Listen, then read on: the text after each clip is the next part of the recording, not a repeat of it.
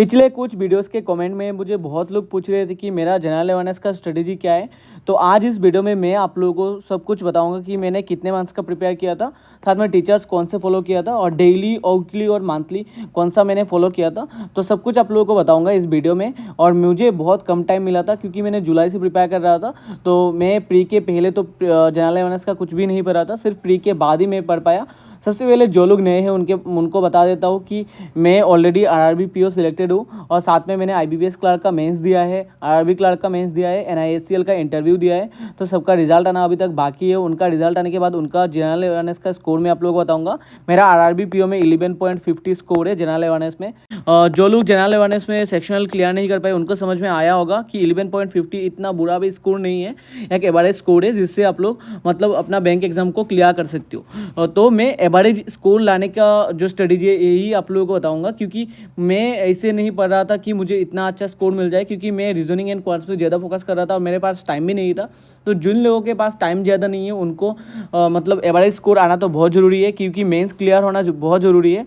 तो mains clear होने के लिए मैं आप लोगों को बता दूं कि मैं जो स्ट्रेटेजी आप लोगों को बताऊंगा इससे आप लोगों का जो सेक्शनल कट ऑफ आता है उसका डबल ट्रिपल आप लोगों को मिल जाएगा। मेरा स्टेट का सेक्शनल कट ऑफ सिर्फ 5 था, मुझे 11.50 मिला है। वीडियो को आगे बढ़ाने से पहले मैं आप लोगों को एक इंपॉर्टेंट बात बताना चाहूँगा कि सिर्फ करंट अफेयर्स कंप्लीट करके आप लोगों का जनरल नॉलेज का सिलेबस कंप्लीट नहीं होगा, क्योंकि प्रीवियस ईयर में जब मैंने दिया था तब RRB PO, RRB clerk, IBPS clerk का मेंस में बहुत सारे क्वेश्चन स्टैटिक नॉलेज से आए थे। स्टैटिक नॉलेज जानना बहुत इंपॉर्टेंट होता है। तो स्टैटिक नॉलेज के लिए मैं आप लोगों को 2 बुक्स रिफर करूँगा। एक है objective general knowledge for all competitive exams, ये ओसवाल बुक्स की तरफ से, यहाँ पे बैंकिंग वगैरह सब कुछ कवर है। तो यहाँ पे सब प्रीवियस क्वेश्चन वगैरह सब कुछ आप लोगों को ऑब्जेक्टिव तरीके से मिल जाएगा, साथ में सोल्यूशन भी मिल जाएगा। और ये है one for all general knowledge guide, यहाँ पे भी आप लोगों को पूरा जनरल नॉलेज मिल जाएगा। अगर आप लोग बैंकिंग के साथ साथ एसएससी का भी प्रिपरेशन कर रहे हो और स्टेट पीएससी का भी प्रिपरेशन कर रहे हो, तो ये दोनों बुक्स से आप लोग जनरल नॉलेज पूरा कंप्लीट कर सकते हो। साथ में बस करंट अफेयर्स अलग से पढ़ लेना। और इन दोनों बुक्स का लिंक मैं अपना comment section and description box में दे दूंगा। साथ में मेरा कूपन कोड अभिजीत10 यूज कर लेना, ताकि आप लोगों को 50% तक डिस्काउंट मिल जाए। तो सबसे पहले मैं आप लोग बता दूं कि जनरल अवेयरनेस में 2 पार्ट होता है, एक स्टैटिक एंड एक करंट अफेयर्स। तो दोनों पढ़ना आप लोगों के लिए बहुत इंपॉर्टेंट है। स्टैटिक प्लस करंट अफेयर्स सिर्फ ऐसे नहीं है कि सिर्फ करंट अफेयर्स पढ़ के आप लोग बैंकिंग एग्जाम क्लियर कर सकते हो, स्टैटिक भी इंपॉर्टेंट है। तो मैं बताऊंगा कि मैंने कैसे किया। देखो, सबसे पहले जुलाई से प्रिपेयर किया, तो जुलाई में मेरा कोई एग्जाम नहीं था, तो जुलाई में मैंने पूरा प्री के लिए पढ़ा, क्वांट्स एंड रीजनिंग पढ़ा। अगस्त में भी मैंने क्वांट्स एंड रीजनिंग पढ़ा। सितंबर 14 को मेरा एनआईएससीएल एओ का प्री क्लियर हुआ और उसके बाद सितंबर 28 या फिर 29 को एनआईएससीएल का मेंस था। तो उतने कम टाइम में मुझे जनरल अवेयरनेस मुझे प्रिपेयर करना था, मुझे कुछ नहीं आता था। बस मैं जब स्टेट पीएससी या फिर सिविल सर्विसेज के लिए प्रिपेयर कर रहा था, तब कुछ जैसे कि स्टेट के कैपिटल वगैरह ये सब तो आता था। तो ये तो जनरल अवेयरनेस में पड़ता है, स्टैटिक में पड़ता है, ठीक है। लेकिन मैं आप लोगों को एक बात बता दूं, सबसे पहले जो लोग समझते हैं कि बैंकिंग करंट अफेयर्स करके उनका बैंकिंग या फिर इंश्योरेंस का मेंस क्लियर हो जाएगा, बहुत गलत सोच रहे हैं। क्योंकि बैंकिंग एंड जो बैंकिंग अवेयरनेस का जो पोर्शन है उससे बहुत कम मार्क आता है। यूट्यूब पे पूरा भरा पड़ा है कि सिर्फ बैंकिंग अवेयरनेस करो, लास्ट 6 मंथ का हो जाएगा। ऐसे नहीं है। सभी तरह की जनरल अवेयरनेस सभी तरह की जो करंट अफेयर्स है उसको आप लोगों को पढ़ना है। और मैं कैसे पढ़ना है ये भी आप लोगों को बताऊंगा, क्योंकि बहुत सारे क्वेश्चन पिछले साल अगर आप लोगों ने आरआरबी पीओ या फिर आईबीपीएस पीओ या फिर आईबीपीएस क्लर्क, आरआरबी क्लर्क दिया होगा, तो आप लोगों को पता होगा कि सिर्फ बैंकिंग अवेयरनेस से कुछ नहीं होता। देखो, बहुत लोग ऐसे कर रहे थे कि यूट्यूब से लोगों से सुन के सिर्फ बैंकिंग अवेयरनेस, जो बैंकिंग करंट अफेयर्स है उसका क्लास ले रहे थे लास्ट 5 मंथ 6 मंथ का, लेकिन उनका सेक्शनल रुक गया। क्यों रुक गया? ये बहुत बड़ा लॉजिक है, क्योंकि सिर्फ बैंकिंग करंट अफेयर्स पढ़ के आप लोगों का कुछ नहीं होगा। सभी तरह की करंट अफेयर्स पढ़ना बहुत जरूरी है और साथ में स्टैटिक का भी कुछ नॉलेज होना बहुत जरूरी है।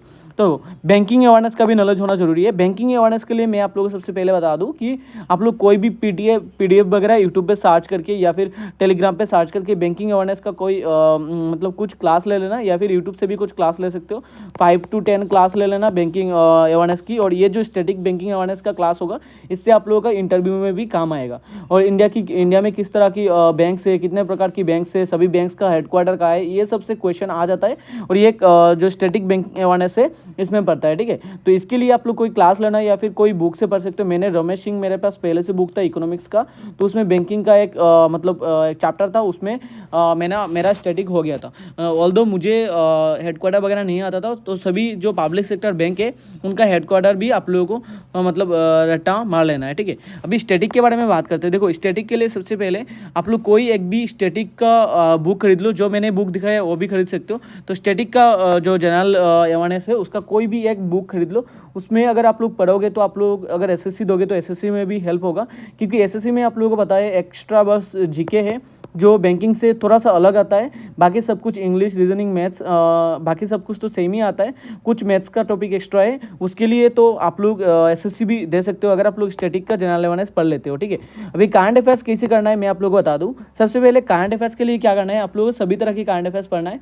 जैसे कि लास्ट अगर आप लोग देखो कितने मार्क्स का पढ़ना है, तो लास्ट 6 मंथ्स आप लोग पढ़ सकते हो। किसी भी एग्जाम जब हो रहा है, जिसका मेंस हो रहा है, लास्ट 6 मंथ्स पढ़ लेना, लेकिन लास्ट 2 और 3 मंथ्स को ज़्यादा ध्यान देना, क्योंकि लास्ट 2 और 3 मंथ्स से ज़्यादा क्वेश्चन आता है। जैसे कि मैंने दिसंबर 28 को आरबीपीओ मेंस दिया था, तो उसमें दिसंबर, नवंबर एंड अक्टूबर, नवंबर, दिसंबर बहुत इंपॉर्टेंट था और इससे अच्छा खासा क्वेश्चन आया है। जिसके पास समझो ऐसे कुछ लोग होते हैं जिनके पास बिल्कुल भी टाइम नहीं है, तो लास्ट 4 मंथ्स भी कर सकते हो, लेकिन अच्छे से करो, जो भी करो अच्छे से करो, रिवाइज ज़्यादा से ज़्यादा करो। मेरा टाइम क्या हुआ था, मैंने सबसे पहले NISL का हुआ, NISL के लिए मैंने समझो कि सितंबर में मेरा एग्ज़ाम था, तो जून जुलाई से मैं पढ़ रहा था। जून जुलाई अगस्त सितंबर, मुझे इतना टाइम नहीं था, तो जून से मैंने पढ़ा, तो जून जुलाई अगस्त सितंबर एक बार मेरा हो गया।